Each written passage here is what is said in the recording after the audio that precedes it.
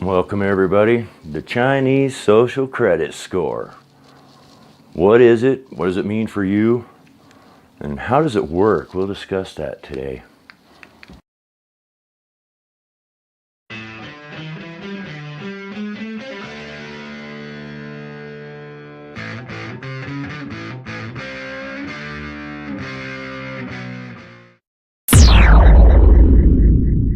Okay, the Chinese Social Credit Score. Sounds pretty crazy, right? I think it kind of is. I have an article here that I got from the New York Post, and I'll leave a link in the description. But wow, this is some crazy stuff. It's behavior based. You really need to pay attention to this because a lot of our own corporations are participating in this system and providing technology and some of the research required to pull off such a massive undertaking as monitoring the behavior of a billion people. So we'll get right into this article and then we'll discuss what it might mean on a few different levels. So here we go. This is an article in the New York Post. A guy named Stephen Mosier. Okay, he says, imagine calling a friend, only instead of hearing a ringtone, you hear a police siren and then a voice intoning, be careful in your dealings with this person. Would that put a damper on your relationship? It is supposed to. Welcome to life in China's social credit system, where low score can ruin your life in more ways than one. Say you arrive at the Beijing airport, intending to catch a flight to Canton, 1,200 miles south. The clerk at the ticket counter turns you away because, you guessed it, your social credit score is too low. Not only are you publicly humiliated in the ticket line, you are then forced to travel by slow train. What should have been a 3-hour flight becomes a 30-hour stop-and-go nightmare. All because the government has declared you untrustworthy. Perhaps you defaulted on a loan. Made the mistake of criticizing some government policy online. Or just maybe spending too much time playing a video game or too much time on the internet. All of these actions and many more can cause your score to plummet, forcing citizens into the most dreaded rung on China's deadbeat caste system, the Laolai, I guess that's how they pronounce it. And the punishments are shocking. The government algorithm will go as far as to install an embarrassing ringtone on the phones of Laolai, shaming them every time they get a call in public. So they put this creepy ringtone on there to alert everybody that the government doesn't like you when your phone rings in public. That's crazy. But an embarrassing ringtone, flight bans and slow trains are just the beginning of the dystopian nightmare that now is daily life in China for tens of millions of people. A low social credit score will exclude you from well-paid jobs, make it impossible for you to get a house or a car loan or even book a hotel room. The government will slow down your internet connection, ban your children from attending private schools, and even post your profile on a public blacklist for all to see. Wow, that's getting in there, right? That's pretty bad.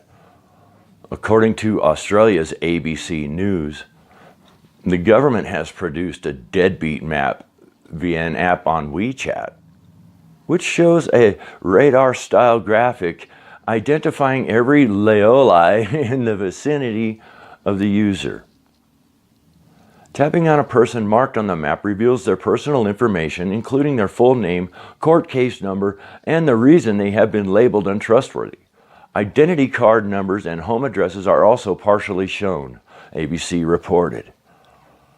So wow, they just blab everything about you to the public so that the public can, get into the shaming with them. That is really crazy. There are reports that those whose social credit score falls too low are preemptively arrested and sent to re-education camps. Not because they have actually committed a crime, but because they are likely to. That's like pre-crime. It's like that weird movie. Wow. Elements of the system are in place throughout China as the government refines its algorithm, and the final rollout is scheduled to be in place nationwide by 2020. So we're talking 7 months, 6.5. The government claims that its purpose is to enhance trust and social stability by creating a culture of sincerity that will restore social trust. Wow. Will it actually create, of course, is a culture of fear and a nation of informants? This is because one of the ways that the people can improve their own social credit score is to report on the supposed misdeeds of others. Yeah, so they turn everybody into a little rat. Ain't that nice? Individual can earn points, for example, for reporting those who violate the new restrictions on religious practice, such as Christians who illegally meet to pray in private homes. Or the Muslim, I can't pronounce it, Uyghurs? Yeah, the Muslim Uyghurs, I guess we'll call them. And the Kazakhs in China's far west, whom they spot praying in public, or fasting during Ramadan, or just growing a beard. So all those things that just report you and boost their score and knock yours down. I guess that's how that works. Of course, as the state progresses ever closer towards its goal of monitoring all of the activities of its citizens 24 hours a day, 7 days a week, society itself becomes a virtual prison. Yeah, a prison. Western criticism of the new system has been intense, with Human Rights Watch describing it as chilling. Yeah, chilling? That's doesn't even begin to describe what I'm reading here. In response, Chinese Communist Party publications scoff at Westerners are simply too unsophisticated to understand the wonders of the new system. Huh. In the words of China's Global Times, quote, the hypothetical theories of the West are based on their ignorance, end quote. The massive social credit system, it goes on to say, is simply beyond the understanding of Western countries. But I think we understand what is going on all too well, don't we? It is China's ancient totalitarian impulse, the absolute rule of the God Emperor over his subjects. Brought into the modern age, it's George Orwell's prophetic 1984 comes alive. China, already formidable police state, has been upgrading using big data, machine learning, face recognition technology, and artificial intelligence into a fearsome cyborg of state control. The Chinese Communist Party has given birth to the world's first high-tech digital dictatorship. No content to incarcerate its own population in a virtual prison. China is busy hawking its creation to like-minded socialist dictatorships.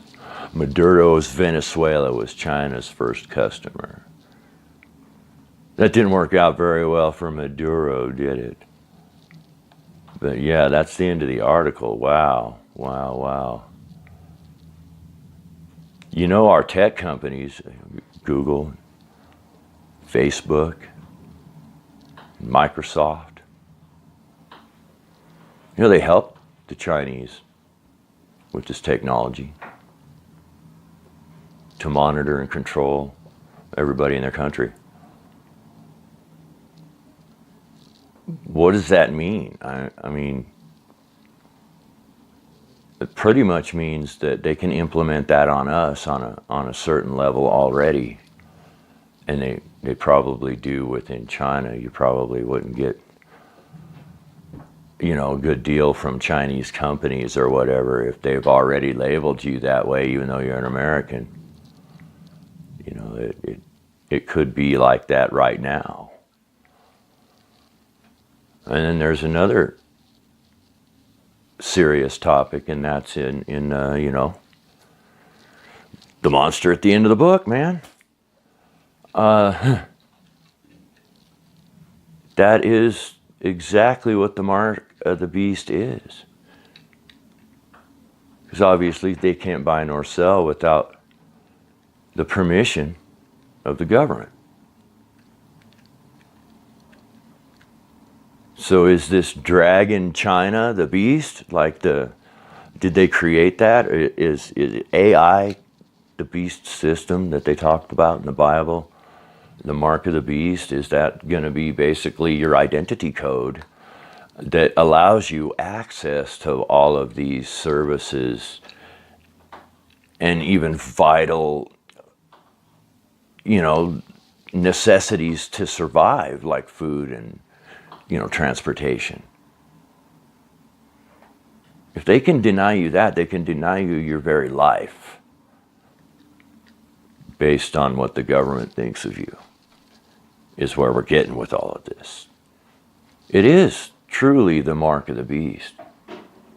If you do read about that, or maybe, you know, consult with some experts that have delved into that. It doesn't have to be some mark stamped on your forehead or in your hand.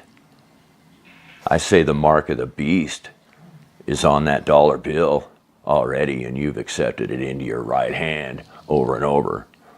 And you keep your little password in your forehead to get into your bank account. So maybe you already got that mark of the beast in your hand and in your forehead, maybe. Or maybe it's coming. Once they can deny you all of those services and you have no way to get around it, then you're truly living in the beast system. And as we all live in the beast system, we await the monster at the end of the book, right?